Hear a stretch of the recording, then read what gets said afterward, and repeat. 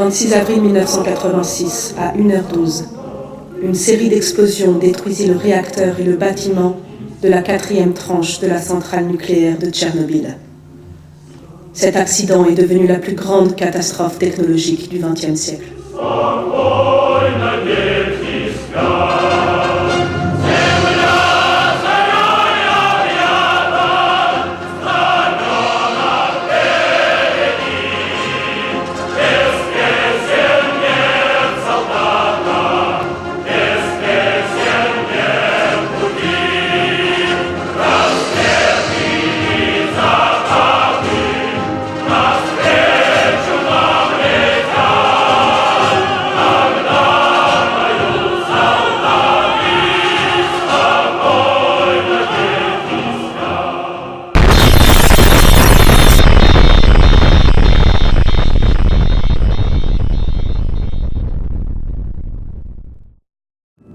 Aujourd'hui, selon certaines données, la surface totale des interstices et des fissures dépasse 200 mètres carrés et des aérosols radioactifs continuent de s'en échapper. Le sarcophage peut-il tomber en ruine ? Personne ne peut non plus répondre à cette question, car à ce jour, il est impossible de s'approcher de certains assemblages et constructions pour déterminer combien de temps ils peuvent durer encore. Mais il est clair que la destruction de l'abri aurait des conséquences encore plus horribles que celles de 1986.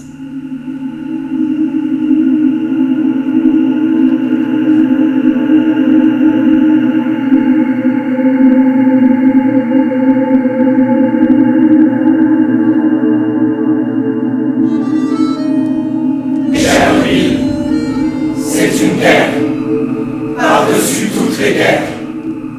Vous allez tous mourir. Tchernobyl nous a transposé d'une époque dans une autre. Nous nous trouvons face à une réalité nouvelle. Moi, je l'ai vu. Il y avait de ce césium dans mon potager, jusqu'à ce que la pluie l'ait mouillé. Il a une couleur d'encre. Il traînait par terre, luisant, par morceaux. Je suis allée dans le champ du kolkhoz, jusque dans mon potager.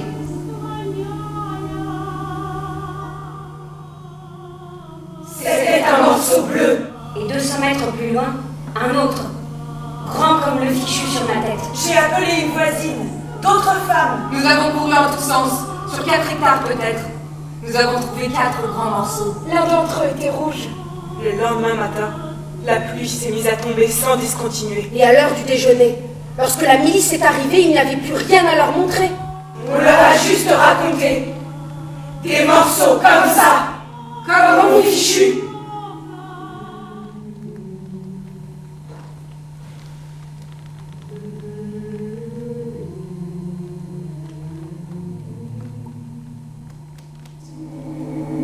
Il est tellement naturel que les gens veulent oublier,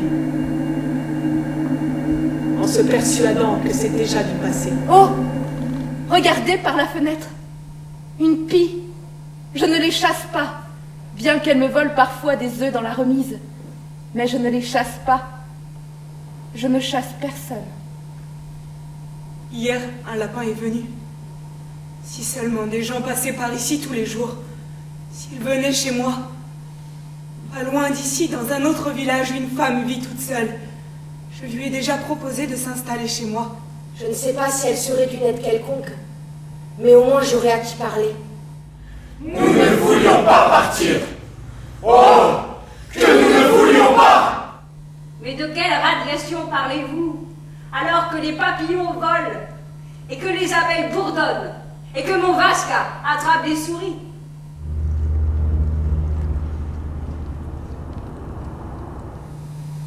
Si je mourais, je me reposerais. Nous ne partirons plus de chez nous. Il n'y a ni magasin, ni dispensaire, pas plus que d'électricité. Nous vivons avec des lampes à pétrole et des torches à piles. Mais nous sommes heureux. Nous sommes chez nous. Dieu soit loué. Dieu soit loué. Gadari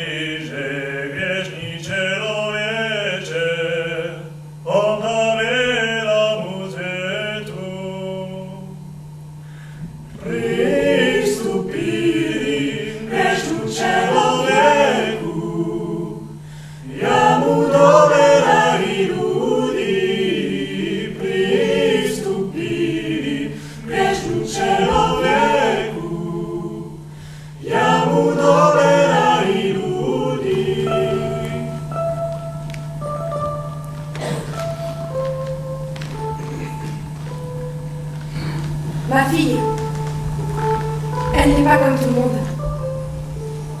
Est-ce qu'il y a un enfant dans le monde à qui l'on doit presser les urines toutes les demi-heures? Et combien de temps peut-on supporter cela?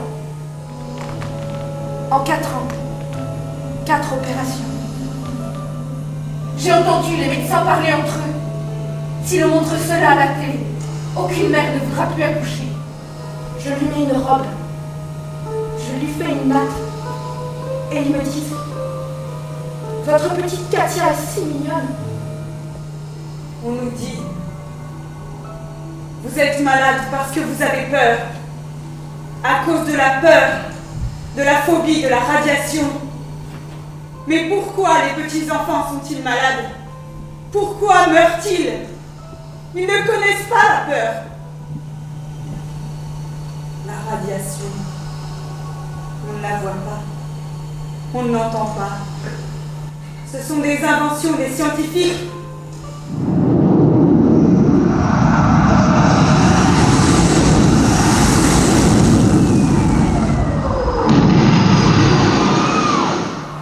Eh bien, nous y sommes allés à la centrale. Nous sommes entrés. Une pancarte annonçait zone interdite. En chemin, nous croisions des chiens et des chats errants. Parfois, ils se comportaient bizarrement. Nous avions peur. Et en même temps, une curiosité irrésistible nous poussait. J'étais intéressé par le réacteur vu du ciel. Que s'était-il passé en réalité? De quoi cela avait-il l'air? Mais il était strictement interdit de le survoler. Dans la nuit, je passais 2 heures au-dessus du réacteur. Nous filmions la centrale dans les infrarouges et des morceaux dispersés de graphite apparaissaient sur la pellicule, comme si le film avait été exposé. Dans la journée, on ne pouvait pas les voir. J'ai discuté avec des scientifiques. L'un me disait: je pourrais même lécher votre hélicoptère, cela ne me ferait pas le moindre mal. L'Afghanistan où j'ai passé 2 ans et Tchernobyl ont été les 2 moments de ma vie où j'ai vécu le plus intensément. Les vrais hommes ne refusent pas les missions vraiment dangereuses.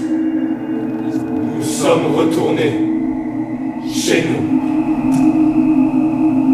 J'ai enlevé tous les vêtements que je portais et les ai jetés dans le vide ordure. Mais j'ai donné mon calot à mon fils. Il me l'a tellement demandé. Il le portait continuellement. 2 ans plus tard, on a établi qu'il souffrait d'une tumeur au cerveau. Pourquoi nous dissimule-t-on les mesures de radiation? Quelle dose recevons-nous? Lorsque je suis rentré d'Afghanistan, je savais que j'allais vivre. Mais Tchernobyl, c'était le contraire. Cela ne tuerait qu'après notre départ. Personne ne comprend d'où je suis revenu. Et il m'est impossible de le raconter.